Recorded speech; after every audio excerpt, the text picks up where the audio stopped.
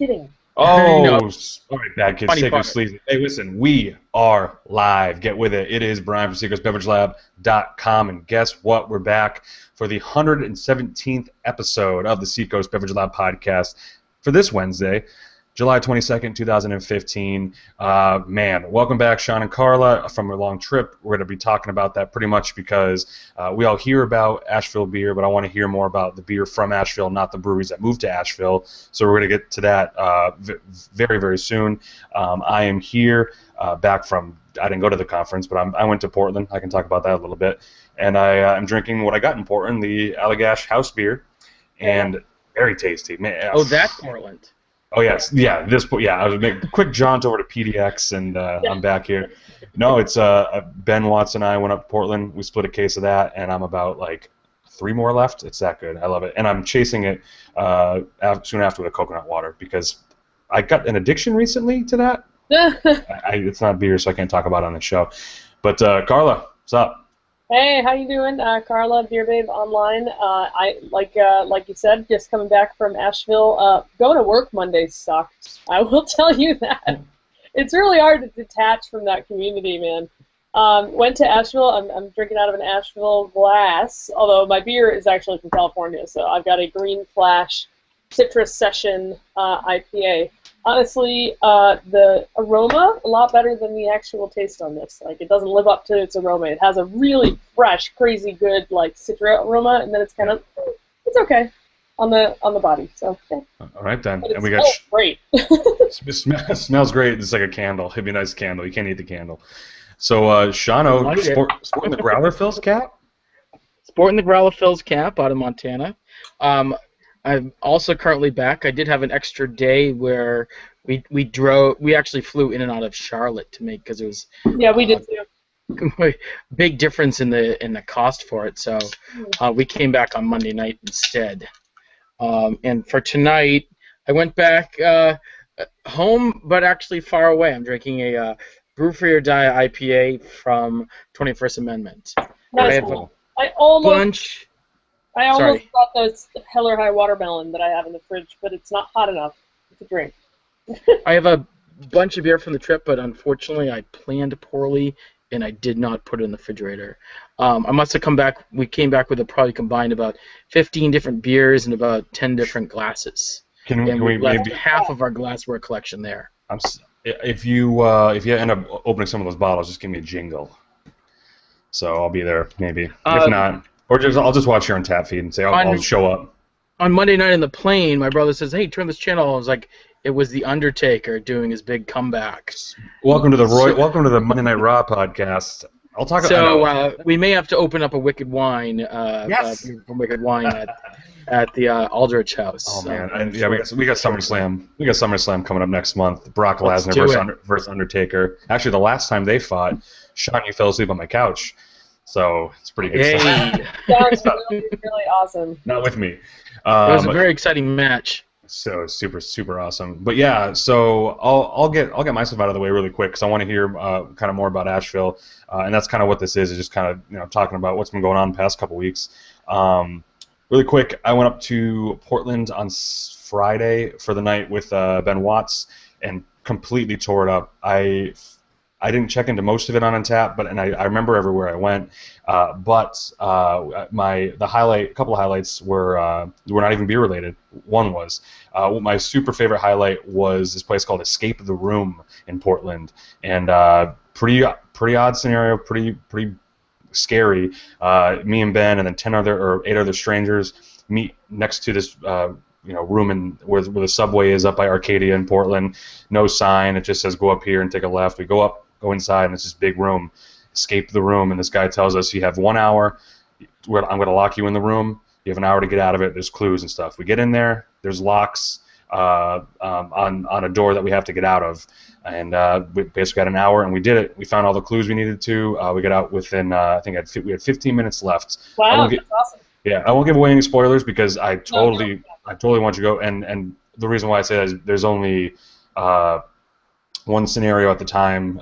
He said they're currently building another room with a different scenario, but for right now they just have the one. Like you shouldn't go there twice because you know the answer. But Now, didn't escape from the room? Was it going to fill with water?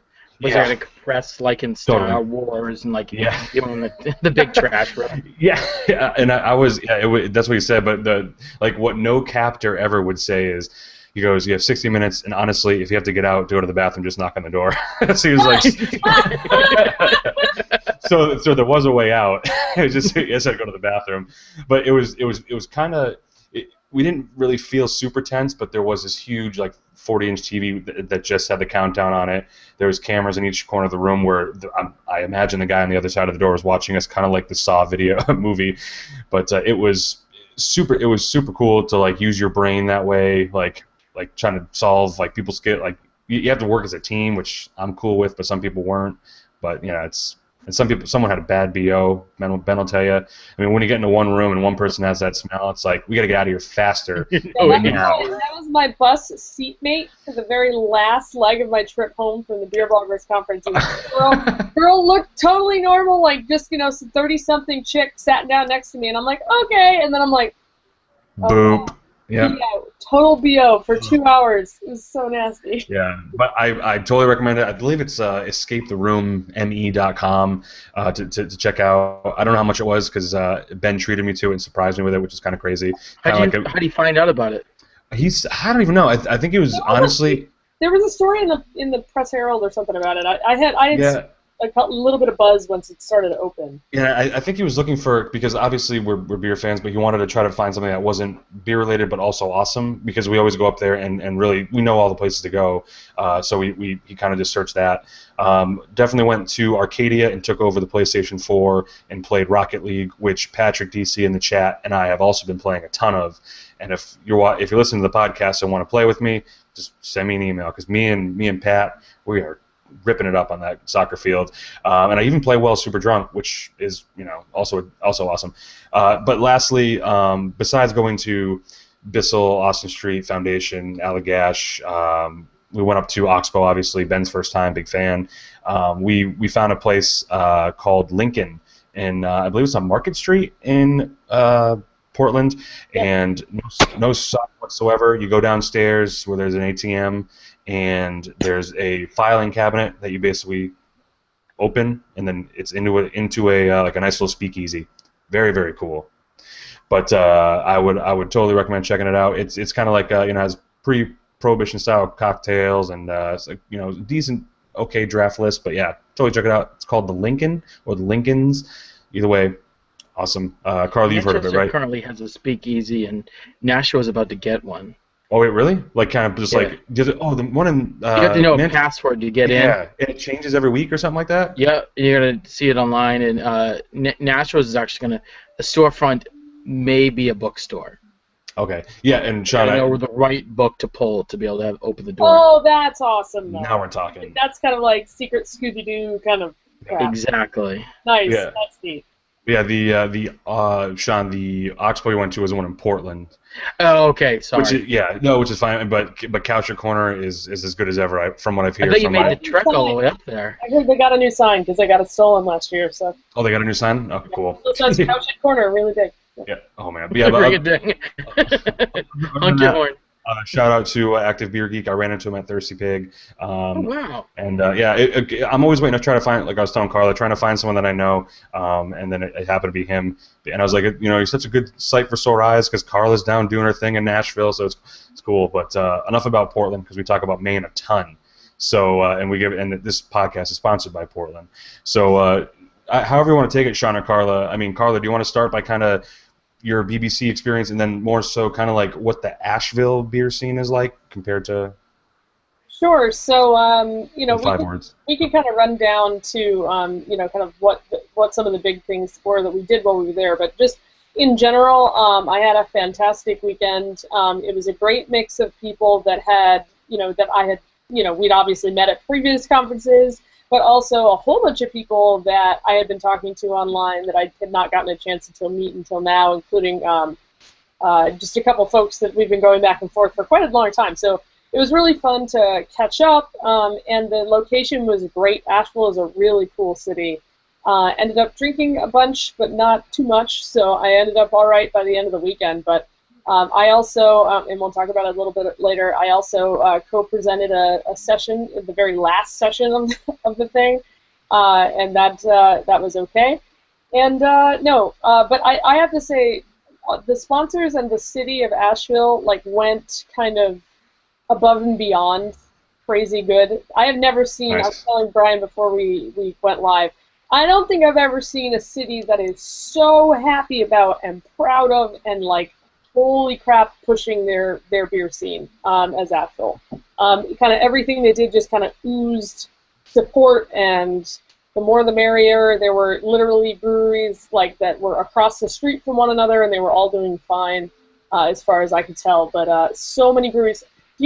Sean, do you remember how many breweries there were in the Asheville area total? Oh, no, I don't. I don't know that number around, and I thought that's a good answer. That's a good answer. But Carly, what I would say though is that I think what the culture is, why the culture is different than many other cities, is that the majority of breweries are actually newer breweries. Yes. So it's not that they're necessarily competing for each beer experience and whatnot. They all understand that you have to be a little bit more aggressive in the beer scene. So you can't just be, oh, I've been a brewery since like the mid-'90s and I'm going to do what I've been doing since then. Right. You're going to have to be a little bit PRE and off kilter and push the boundaries a little bit. Yep. And the site that I'm on now, which is Visit Asheville, says that there's 40-something breweries and craft beer bars in the Asheville area, which is ridiculous. Just for a town that size, it was awesome, and they definitely opened us bloggers, or opened themselves up, with open arms for the bloggers as well. As we went there. So why don't we go, we can kind of like pick through the agenda really quick. Yeah, because I mean, what most people might not know, I mean, we talk about it, we've been talking about it for the 3-4 years we've been doing the show, but the Beer Bloggers Conference is essentially what it is, but beyond that, beyond meeting fellow writers, there is actually educational value to this, as well as, try to increase your reach as a local writer, or however, just kind of ways to, what are you doing, collaborating? So what was the agenda this year? Because it's usually always different, which is good. Yeah, I would say, like, overall, there were a lot more. I think we swung back around to the educational side a little bit more this year. I don't know. I wasn't in San Diego last year, so. But this one seemed to be packed with a lot of the stuff was very practical, especially the stuff that was.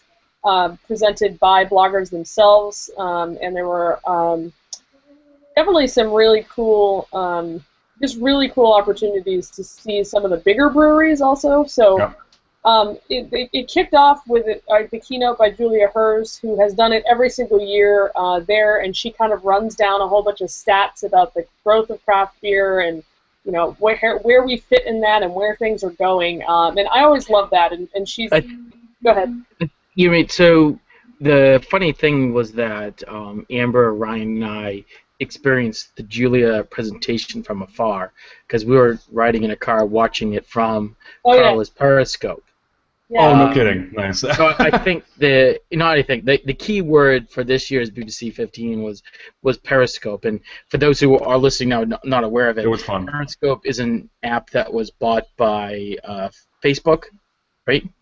I don't know. It was Twitter. It was bought by a big guy. It was either I think it was Facebook, and it basically allows you to do live, not podcasting, but live videos of what's going on, and you could just basically hold your camera up and it will grasp at what it gets. So if you look up Periscope in other avenues, you'll probably get a way different idea of what periscoping actually could be on the dictionary, but in the blogging sense, it was really taking live action video, kind of cataloging what was going on. So we were watching Julia's presentation because our plane, and it was 2 hours away. The time we landed in our car, we actually showed up towards the end of her presentation. And what we learned when we actually walked in was that Julia's in the middle of her presentation. I think Carly may be able to correct me on this, but she asked people to raise their hand how many people have been to all of the Beer Bloggers Conference. Only one person held their hand up. Now, who was it? Had we been there, it would have been 2 more people. Yeah. But the one person who actually held their hand up was Huck Finn. Yep. Okay. Cool. Huck's Okay. Beer Buzz. Yeah. So when Amber and I joined in, we were actually two more, and Julia. So there was actually 4 of us who attended all Beer Bloggers Conference. I got So mad at the way that they asked that, though, because they were like, who went last year and who went the year before that? And I was like, no. Ask who's been to 5 versus who's been to 4, because I've only missed 1. But I had to put my hand down like immediately. And I was like, damn it. Well, sorry, that's what I apologize. I wasn't there for it, but they just told us afterwards. But I thought that was a pretty interesting stat of, and Carla, correct me if I'm wrong, the number of people who raised their hand that they were there for the first time was probably It was decent. 40% of the room at least. Wow, that's crazy. And I can compare it only to the one that was in Portland, because Portland, the thing that happened there is that everybody who was kind of local came to swell around their city.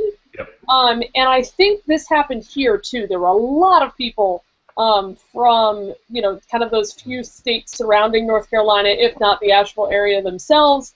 And so a lot of the new folks were the ones who were kind of within a day's drive, I want to say, of the actual conference. Yeah. I went out the night, I got there the day before the conference started, and I went out with a bunch of people, who had just rolled into town, and I was the only one from north of the Mason-Dixon line among, like, us. I was like... You're the only one not waving the Confederate flag? Whoa, now. All right. Well...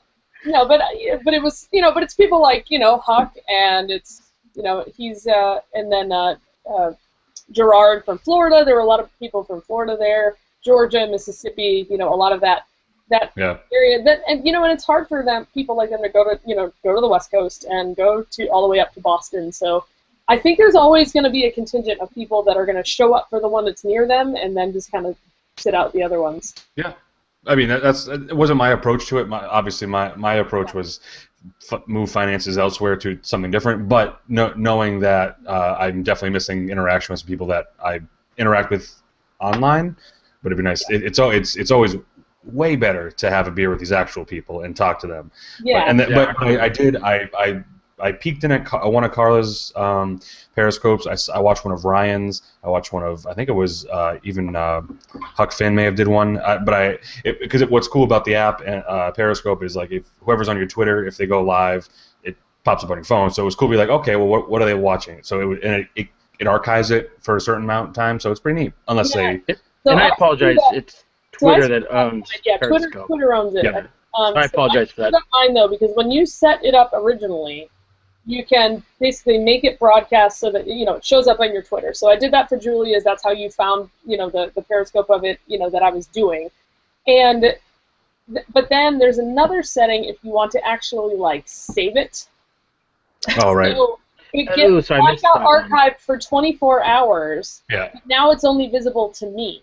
So if I had thought about it, I would have changed it so that I could have saved it, and then embedded it somewhere so that people could watch it. So I can still watch it. So I'm still thinking there's got to be some way that I might be able to rip it off of there. But honestly, it's really for experiencing stuff in the moment live more than it is for archiving, because it's all kept on the cloud. It's kind of like a grown-up Snapchat. And this is the first time I had ever used it. But somebody who couldn't make the Brewers Conference said, if there's any way that you can record or do any of this for a couple of these sessions, please let me know. And I went, hey, what the hell, I'll give it a try, right? Yeah. Might as well give that a... Yeah, so totally, oh, go ahead, sorry. So I was going to say, I totally Periscoped for the first time our whole tour of Oscar Blues by head brewer Tim Matthews. So you must have battery drained that mofo. No, it wasn't that bad. What did you think? Very because cool. It's not trying to save it at the same time. It's just basically broadcasting it. So to the cloud. Yeah. Yeah. So the one thing I did see photos of from Carla and Amber, and what's very interesting for that most people might not know. Sure, Asheville's big craft beer. The Beer Bloggers Conference has a lot of people that write about craft beer. But you guys did a Budweiser sponsored or Anheuser-Busch sponsored session. What was that about? So that was a really neat thing. They did basically one of the sessions. Let me see what they actually called it. They called it their 3 o'clock tasting, because what they wanted to talk about was some of the QC that they do internally to make sure that they're quality and consistent. Yeah, quality and consistency At 3 p.m. tasting every day around the country. Anheuser-Busch brewmasters gather at 3 p.m.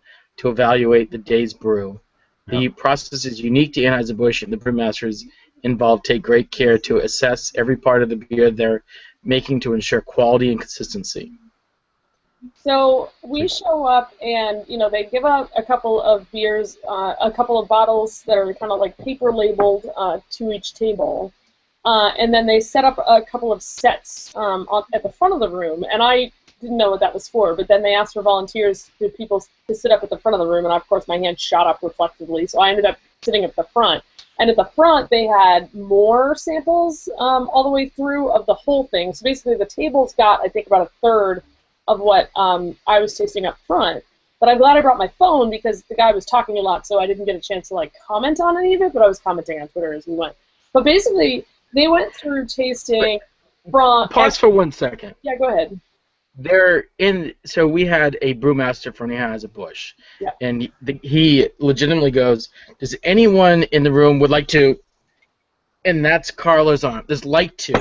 There was no response of what she was actually going to do. It's like, would you like to? And he was like right in front of her and said, okay, you're picked. And then he told her what it was. It could have been anything. It could have been eating like a hard-boiled egg. That's do awesome. you want to take a picture with my baby dinosaur? That's the best volunteer. She raised her hand so quickly that she was up in the front of the room, which was awesome.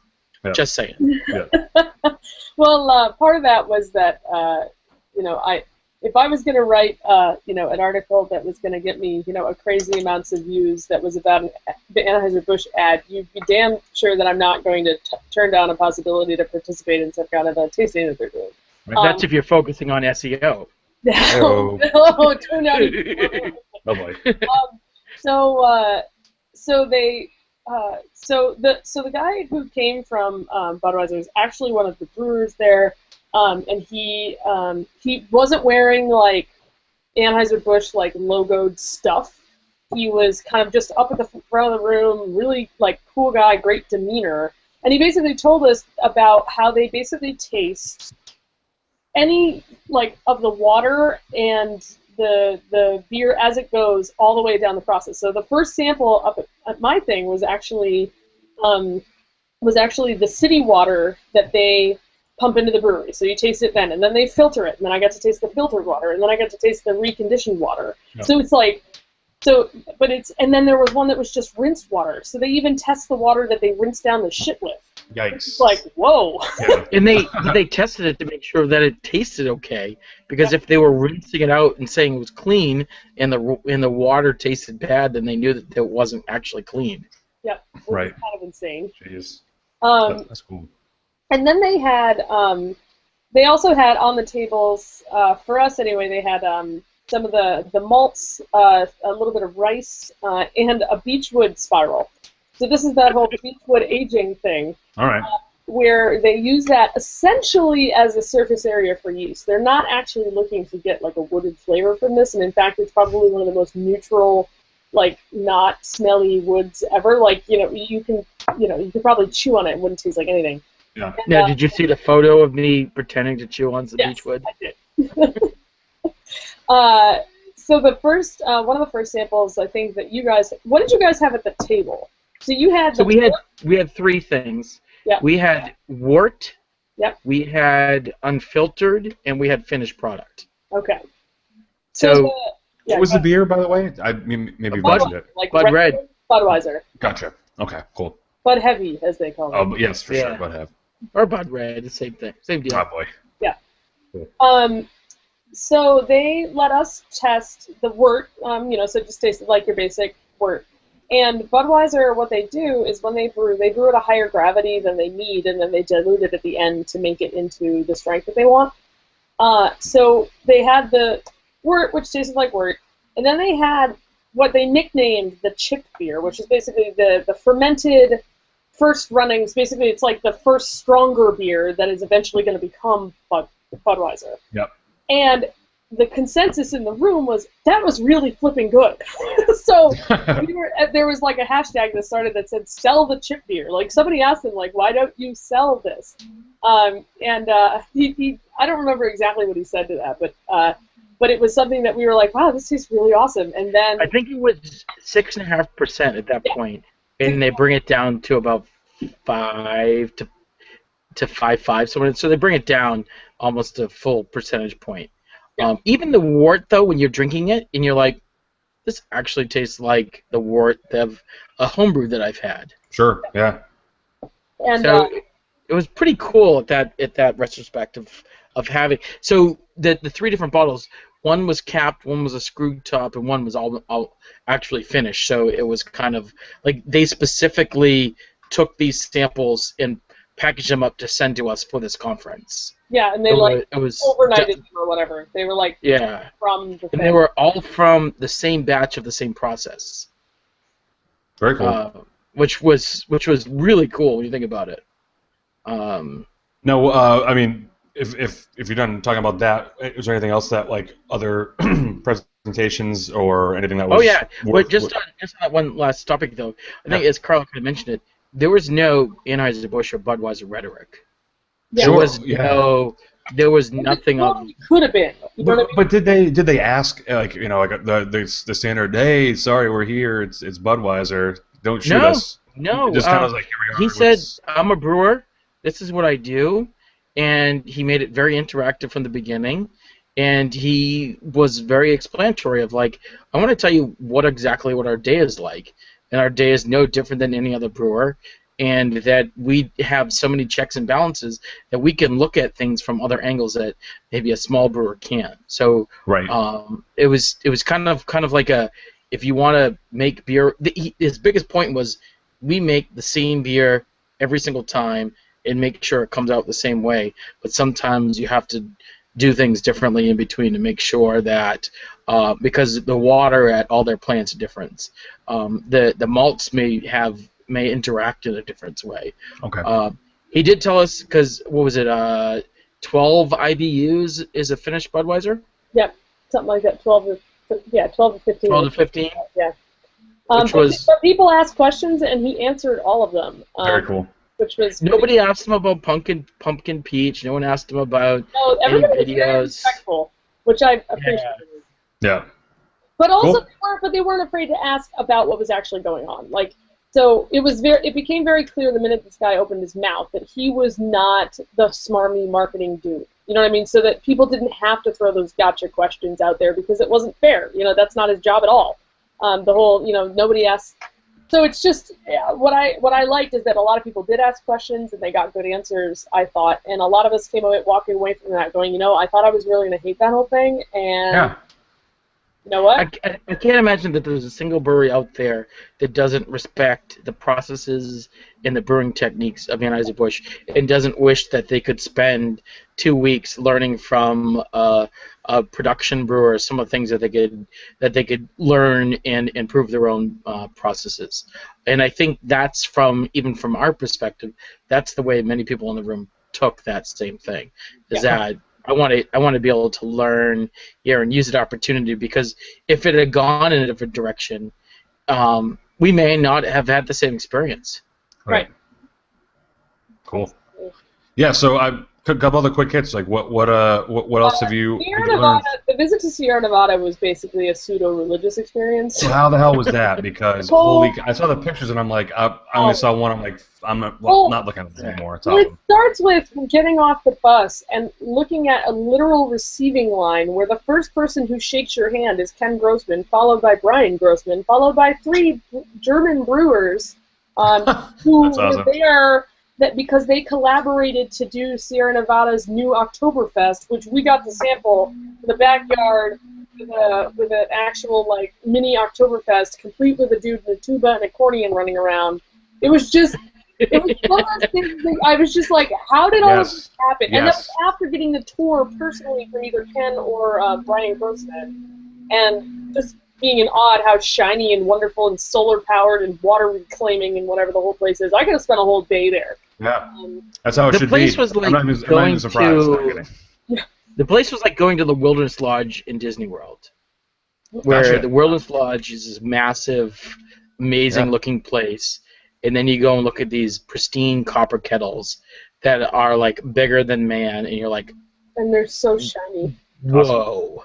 Awesome. Um, So wait, Hey, how's the Oktoberfest? Sorry. The October solid, beer was really good. So it's not their harvest; it's an Oktoberfest. No, they made brand it. new, I'm in. I cannot wait. All solid right. Marzen. All right. Basically, what they said was that they had done that before, and we didn't really like how that came out, so they went and got help from this brewery. And I'm looking right now for the name of the brewery because I have misplaced it in my head. Where is it? And Brian, you may remember our beer buddy Harry from Portland, Oregon. Of course. What about him? He is an employee at Sierra Nevada In in Asheville. their IT work. In the IT, yes, Oh, hey, fellow nerd, I'm in there. exactly. Awesome. Good stuff. Yeah, so it was great seeing him on. He actually knew that they were coming and stayed around to see if we were there for the tour. And Ken Grossman clearly remembered you guys. He's like, oh my God, you guys are the Seacoast Beverage Lab podcast crew, right? He's like, oh, those guys. Although I wasn't on that episode, Ryan and I were the first two to actually have our photos with Ken Grossman and after they introduced the Oktoberfest beer. So Nice, yes, nice. Yeah. he remembers us. They it was funny. It was a funny joke. They were all wearing. The Sierra Nevada guys were wearing these German traditional jackets, and they realized later, and maybe even that day, that they ordered the winter jackets and not the summer jackets. Oh boy. So they were standing around sweating their butts off, and the Germans are going, "Yeah, well, thanks for wearing the jackets, but you look like idiots because you're wearing these winter coats in the middle of the Asheville." Yeah. Oh man. Oh, just remember, this is not to diminish the fact that not only an hour or hour and a half before that, we were at the new Oscar Blues, checking out the new facility, getting a front, back, behind tours, smelling some of their hops, and getting an awesome tour from Oscar Blues. And Nice. we were also there for an announcement of a new beer from them. Oscar Blues is going to be releasing a IPA that we said it wasn't quite ready for us to taste yet, but which I respect. We still tasted it, right? Well, no, we didn't taste that one. I didn't have any. They did actually have samples of it. Of course they did, and Sean had one. I So had their coconut one though, and I wish I could have stolen a can of that from Norm. Their coconut was awesome. old Normie. Exactly. yeah, so I mean, and that's pretty bad. Is there another one that moved to Asheville too? New Belgium, not open yet. Coming. Gotcha. That's what Not it was. open yet. It's like a big pit with like tanks in it right now. Cool. We drove past it, I think, on the way to one of them. I would like to say this. I know that we don't have a lot of time, so just kind of speeding through a little bit. Yeah, get in there. Speed.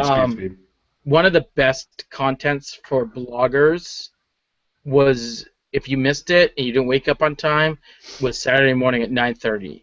The World of Blogging from WordPress.com expert Brandon Kraft, who works for WordPress, and actually has the @Kraft Twitter handle. Not only was he a comedic genius, but he was really in intellect in WordPress, blogging, and a lot of tools. There's, I'll share this with you later. Maybe this is something that we could talk about on a different night. I collected about 10 websites that he mentioned that he uses those as sort of kind of giving us some tips about other things that may be useful to people who are listening to the podcast now, or even to other bloggers. So I have a list for you, Brian, of some cool sites. You may know them. I didn't know a single one of them. One of them was the Hemingway app. Have you ever heard of that? I gotta try that. The Hemingway app, you post it in there, and you post your article in there, and it tells you some of the things about your writing style and your sentences. There's also another website that he uses to create titles of a blog post. Yes, So like the effectiveness of your title, like Gotcha. how unique it is. So it was really cool. I think, to me, starting off on Saturday morning, it was rockstar kick-ass of just really getting into it, and I think attendees of the bloggers conference for the first time were like, okay, we're getting into it, the ball's rolling, and this is why I came for it. And his presentation was stellar, and I think I actually talked to him and I said, we need you or one of your peers to come back every time for how well and effective he was. Yep, I agree with that wholeheartedly. So real quick, you guys brought down beer for let's just let that go right down the road. Gonzo. So you guys brought down beer for a bottle share. I know you guys had a lot of beer yourselves during the share. What did you guys bring down? Anyone? I'd say we brought some Riverwalk. We brought some Newburyport. Did we lose somebody? We might have lost Carla. I think. Okay, good. So frozen. Right. And then we actually brought a bunch of Heady Topper because we knew that a lot of our colleagues in this world seek Heady Topper. And on Sunday we did a Heady versus Pliny because someone else brought Pliny. Yeah. So we were going around that way. Brian, in tradition for every year, there's always a cork popping that makes a ridiculous noise and possibly hits the ceiling and comes back. That was actually a bottle of Mystic Saison. Nice.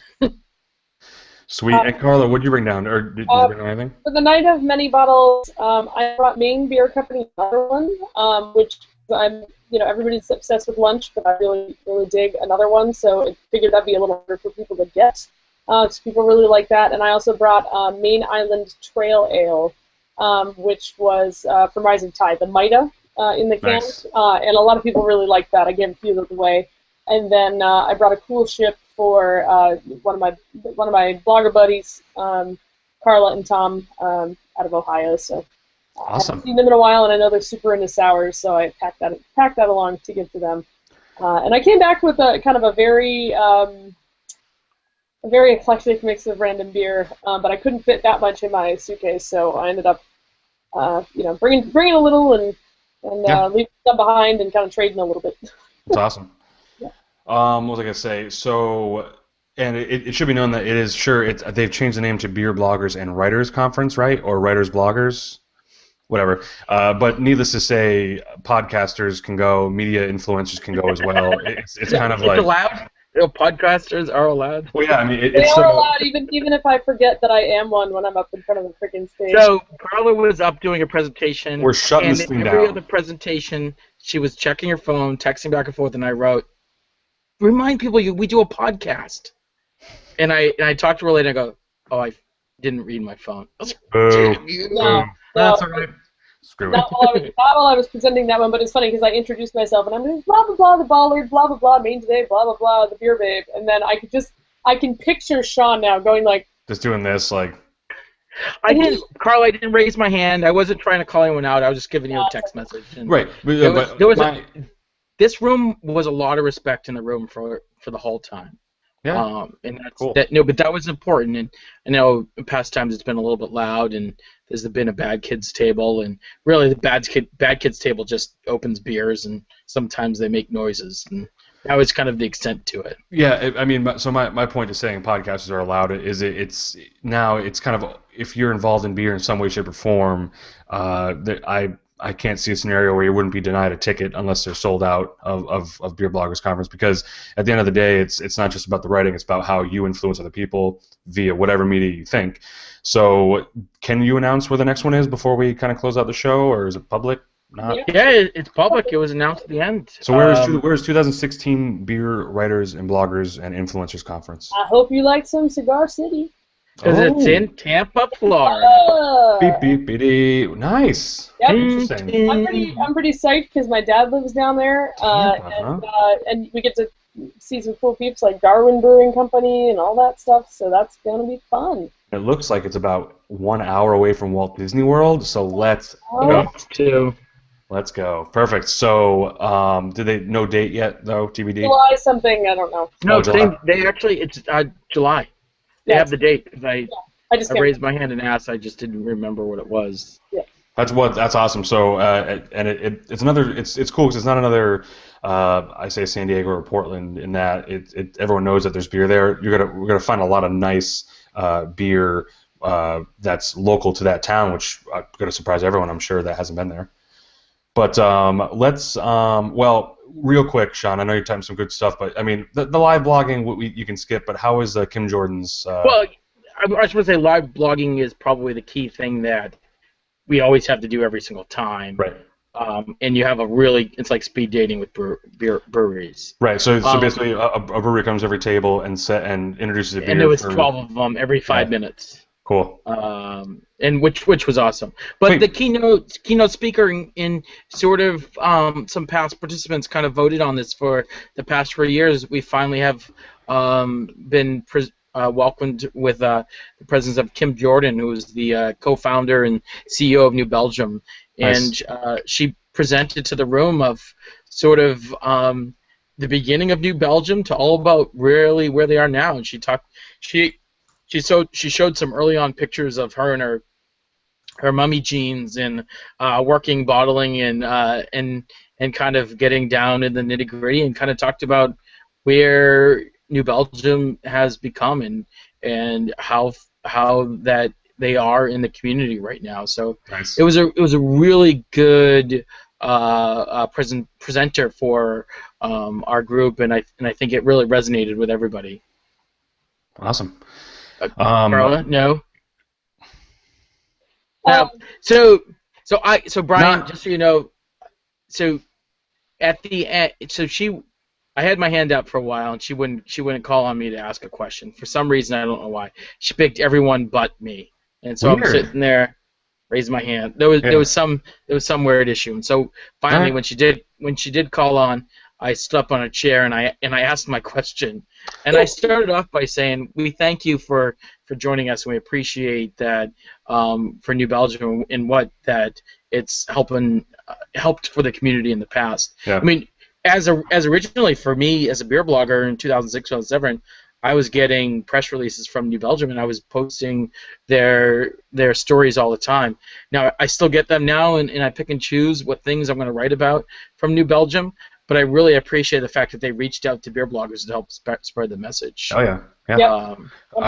Carla, thoughts on Kim's wise words? I liked it, and I know that what's fun for me to see is that someone who's just so how do I put this gently? Basically, she's kind of a female icon in brewing, and it was really just awesome to see her kind of share her side of the story as far as how things evolved for her. So it was very cool to see that, and it was one of those things that I wish that the second brewery that they were building out there was ready, because it would have also been really neat to see what they're going to do with that. So sweet. Yeah. Well, it'll be very nice if we can get the entire podcast crew, aka just me, along with you guys next year, and now I'll plan on it, because there's no reason not to. We have our Kim Jordan photo without you. Perfect. That's all I need. Hashtag SPL Podcast. As long as Ryan was in the photo, I'm fine with that. He was, actually. Yeah, see, that's all I need. But yeah, I mean, we'll be talking about it, and luckily we've already have Cigar City in the bank for podcasts already. Dunsies. That's a good. Oh my God, that's the name of the podcast right there. So, but no, we're gonna wrap it up. I do want to give three quick shout outs of something that has gone on in the past couple weeks that we haven't done the show. Throwback has launched their new brewery over at Hobbs Farm, and Sean, you've been there. Been there, awesome. I mean, let's go. I went too. Oh, did you go? What'd you think? Yeah, it was awesome.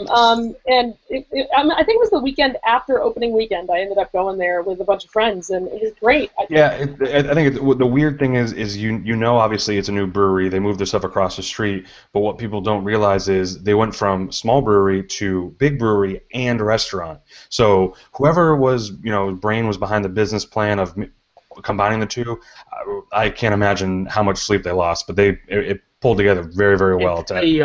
Lee Carrier, Brain Trust, plus everybody else. Yeah.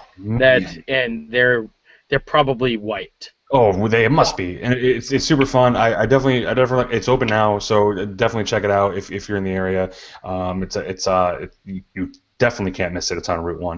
And it's bigger than I thought it was going to be. I mean, yeah. Because I'd seen all these pictures, and I was like, okay, yeah, it's a farmhouse, yeah. But then you go there, and you're like, wow, that's a farmhouse. It's big. Yeah.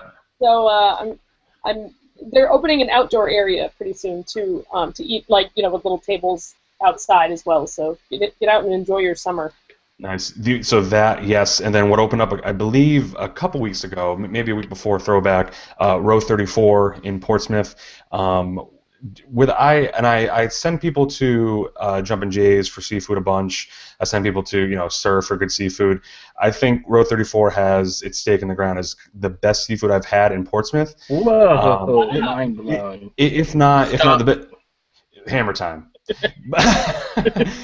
If not the best seafood I've had in quite some time. It is super good. For those that know Row 34, there's another location on the seaport in Boston where they by a small brewery, possibly named Trillium, and maybe even a smaller brewery named Harpoon. Yeah, so I mean, it's a couple of small guys, but what they do really well is they have a fantastic tap list, especially the one in Boston to go along with the seafood. No lesser at the one in Portsmouth. They have a fantastic tap list featuring a lot of local beers. They had Throwback, they had Allagash, they had Deciduous even on there. But the seafood's great. I totally recommend anyone going down there. I can't say much words about it. It's so awesome. Like it's so cool. I had especially like raw oysters. There's no better place in town to go, and the beer's fantastic. And last but not least, check out every Thursday for the past like 7 weeks. I've been writing for the Portsmouth Herald. Tomorrow's article is going to be about Not Your Father's Root Beer and how I don't think it's a beer, but how I'd enjoy everyone else's opinions as well. Are you gonna compare it against the Coney Island? Nope, I'm not even gonna touch that beer, and I don't even want to talk about that beer because the whole thing frustrates me. Everywhere I've gone, from the general store up the street to the Market Basket today, and over to there's a Greek restaurant where they had a big like sign that said Coney Island hard root beer. Who gives a fuck? Oh my God, there's our one swear for the show is gone, so no one else take it.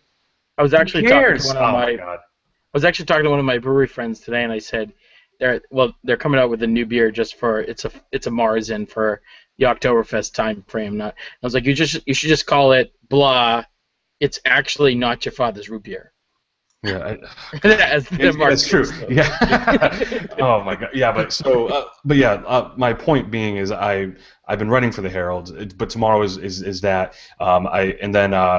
Next week is a little sneak peek on August 6th. Ben Watts and I are hosting a Mario Kart and Street Fighter 2 tournament at 11 in place of our usual Thursday night Let's Talk Beer. It's going to be called the 16-Bit Challenge. And you can check out all the information at Let's Talk. What do you have to do to sign up for that? Let's Talk.beer, baby. Get there. Talk. So spaces are limited because we are trying to run a big tournament within like 2 hours or so. We're gonna have 2 TVs. We both have Super Nintendos that have Mario Kart and Street Fighter. So bring your A game. We have prizes, and we have. Or your AB. Bring your ABXY game and maybe your LR, and we'll be good to go. But yeah, so again, let's talk.beer for that info, and yeah, pick up the paper and read something, won't you? Carla, what's going on with you?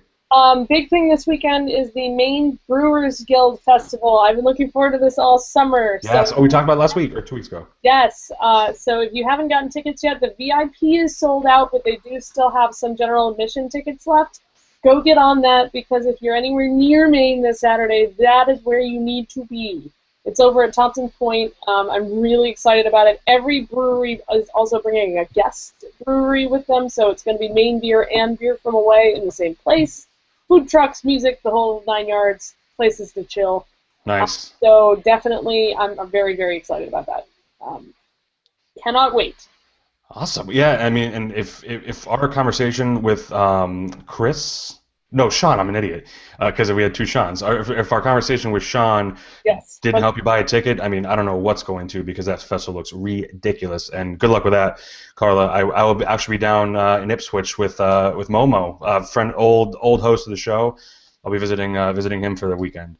But Sean, I know you're doing something. But it's actually kind of funny because I didn't realize it till now that if you're in New Hampshire, you'll actually find me at the Granite State Brewers Association Festival in Manchester. Yes. So both Brewers Guilds are sort of putting on a festival on the same weekend. Yeah, interesting. And pick your guild wisely. I didn't realize that. Pick your guild wisely. Exactly. Who shall you join? All right. So that's happening in Manchester, Shana? That's happening in Manchester. You'll see me there on Saturday. I would like to say that just a quick shout out to our Our beer buddies at BBC 15 had a great time. Organizers were great, and overall content of the event was, I think it was stepped up a little bit. There's always annoyances, but I think you have to have done it beforehand to actually be able to pick them out. But some of the sessions was very great to not only participate into, but also hear and learn from. So I think that's, if someone that's listening to our show is a blogger, podcaster, someone that wants to get into beer, look into BBC 15 in Tampa. Undies. Absolutely, and cheers again, and thank you to our sponsors for hosting us there. Like I said earlier, it was like super welcoming. Everything was awesome. Thank you, Asheville, for just being awesome. Very cool. So with that, we're going to end the show. And Carl and Sean, as always, welcome back. And here's to more shows on the podcast. Raise a bottle to thee, and cheers. Cheers. Cheers. Bye.